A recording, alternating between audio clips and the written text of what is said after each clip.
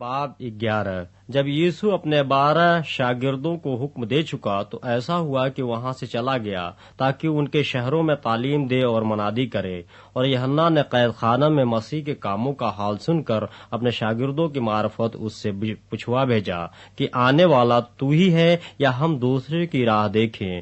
یسوع نے جواب میں ان سے کہا کہ جو کچھ تم سنتے اور دیکھتے ہو جا کر یوحنا سے بیان کرو کہ اندھے دیکھتے اور لنگڑے چلتے پھرتے ہیں، کوڑھی پاک صاف کیے جاتے ہیں اور بہرے سنتے ہیں اور مردے زندہ کیے جاتے ہیں، اور غریبوں کو خوشخبری سنائی جاتی ہے، اور مبارک وہ ہے جو میرے سبب سے ٹھوکر نہ کھائے۔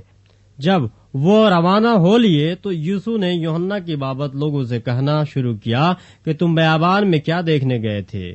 کیا ہوا سے ہلتے ہوئے سرکنڈے کو؟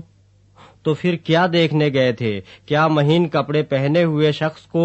دیکھو، جو مہین کپڑے پہنتے ہیں وہ بادشاہوں کے گھروں میں ہوتے ہیں۔ تو پھر کیوں گئے تھے؟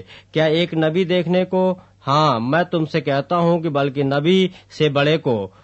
یہ وہی ہے جس کی بابت لکھا ہے کہ دیکھ، میں اپنا پیغمبر تیرے آگے بھیجتا ہوں جو تیری راہ تیرے آگے تیار کرے گا۔ میں تم سے سچ کہتا ہوں کہ جو عورتوں سے پیدا ہوئے ہیں ان میں یوحنا بپتسمہ دینے والے سے بڑا کوئی نہیں ہوا، لیکن جو آسمان کی بادشاہی میں چھوٹا ہے وہ اس سے بڑا ہے۔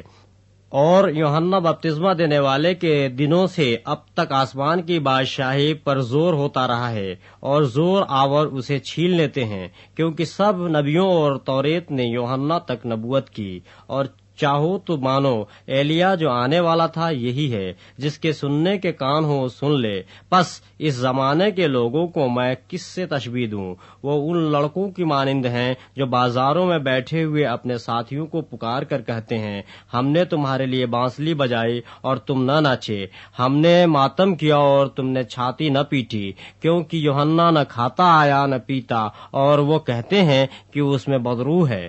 ابن آدم کھاتا پیتا آیا، اور وہ کہتے ہیں کہ دیکھو کھاؤ اور شرابی آدمی، محصول لینے والوں اور گنہگاروں کا یار، مگر حکمت اپنے کاموں سے راست ثابت ہوئی۔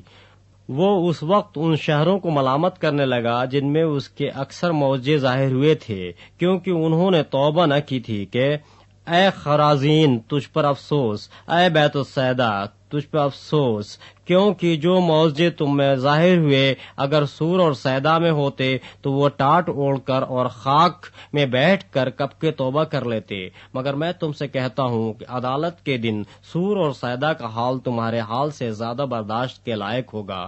اور اے کفرنہم، کیا تو آسمان تک بلند کیا جائے گا؟ تو عالم ارواح میں اترے گا، کیونکہ جو معجزے تجھ میں ظاہر ہوئے اگر سدوم میں ہوتے تو آج تک قائم رہتا۔ مگر میں تم سے کہتا ہوں کہ عدالت کے دن سدوم کے علاقہ کا حال تیرے حال سے زیادہ برداشت کے لائق ہوگا۔ اس وقت یسوع نے کہا، اے باپ آسمان اور زمین کے خداوند، میں تیری حمد کرتا ہوں کہ تو نے یہ باتیں داناؤں اور عقل مندوں سے چھپائیں اور بچوں پر ظاہر کیں۔ ہاں اے باپ، کیونکہ ایسا ہی تجھے پسند آیا۔ میرے باپ کی طرف سے سب کچھ مجھے سونپا گیا، اور کوئی بیٹے کو نہیں جانتا سوا باپ کے، اور کوئی باپ کو نہیں جانتا سوا بیٹے کے اور اس کے جس پر بیٹا اسے ظاہر کرنا چاہے۔ اے محنت اٹھانے والوں اور بوجھ سے دبے ہوئے لوگوں، سب میرے پاس آؤ، میں تم کو آرام دوں گا۔